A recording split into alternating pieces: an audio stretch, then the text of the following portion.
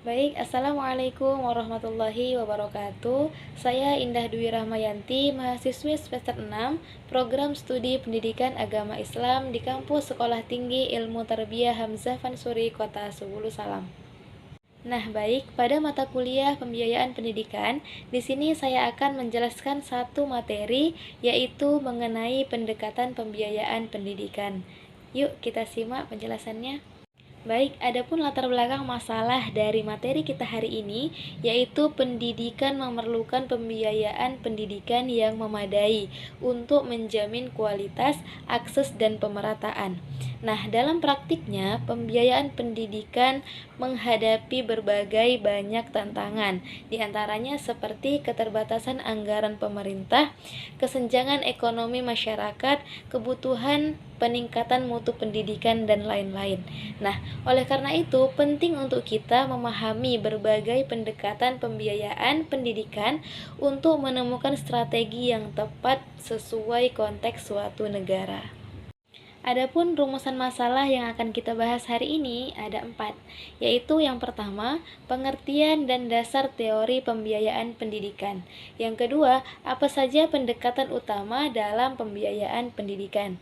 Yang ketiga, bagaimana implementasi pendekatan-pendekatan tersebut di negara lain. Yang keempat, apa dampak terhadap kebijakan pendidikan. Baik, kita masuk ke pembahasan yang pertama, yaitu pengertian dan dasar teori ekonomi ataupun pembiayaan pendidikan. Nah, pengertian pembiayaan pendidikan adalah proses alokasi sumber daya keuangan untuk mendukung kegiatan pendidikan, baik secara langsung, contohnya itu seperti pengajaran, proses belajar mengajar, ataupun tidak langsung, contohnya itu seperti sarana dan administrasi. Nah, kemudian adapun dasar teori ekonomi ataupun pembiayaan pendidikan, ada yang pertama human capital, yang kedua signaling ataupun pendidikan sebagai penanda kemampuan pasar kerja.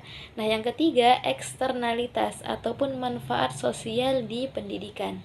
Yang keempat ada keadilan, pentingnya distribusi sumber daya yang merata.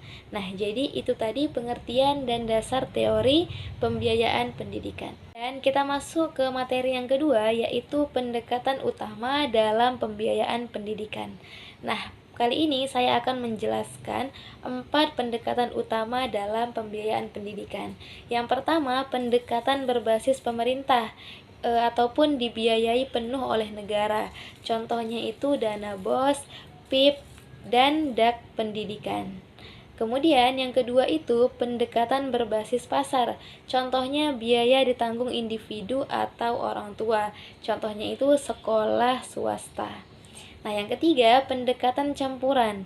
Pendekatan campuran di sini kombinasi dana antara pemerintah dan masyarakat. Kemudian yang keempat, pendekatan berbasis masyarakat, yaitu yang dikelola dan dibiayai langsung oleh masyarakat lokal tersebut. Nah, baik, masuk kepada pembahasan yang ketiga, yaitu analisis dan implikasi pembiayaan pendidikan. Nah, perlu kita ketahui tiap pendekatan itu mempunyai kelebihan dan kekurangannya. Kemudian, efektivitas tergantung konteks ekonomi sosial, tata kelola dan kapasitas kelembagaan.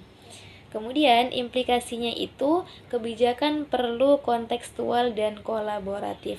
Nah, baik teman-teman, dari 4 rumusan masalah yang sudah kita bahas tadi, saya akan menyimpulkan bahwasanya makalah ini menyimpulkan bahwa tidak ada satu pendekatan yang cocok secara universal.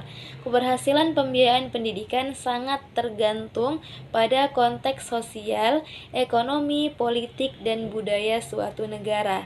Oleh karena itu, kebijakan pembiayaan pendidikan harus fleksibel, inklusif, dan melibatkan berbagai pemangku kepentingan. Dan pembiayaan pendidikan sangat penting untuk menjamin mutu akses dan pemerataan pendidikan.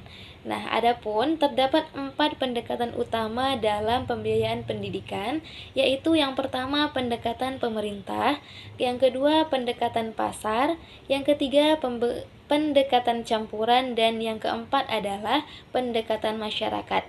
Nah, di masing-masing 4 pendekatan tunggal yang ideal, pemilihan model pembiayaan harus disesuaikan dengan kondisi sosial, ekonomi, dan budaya negara. Baik, jadi itu tadi penjelasan singkat dari saya mengenai pendekatan pembiayaan pendidikan. Semoga bermanfaat untuk saya dan kita semua. Saya akhiri, Assalamualaikum warahmatullahi wabarakatuh.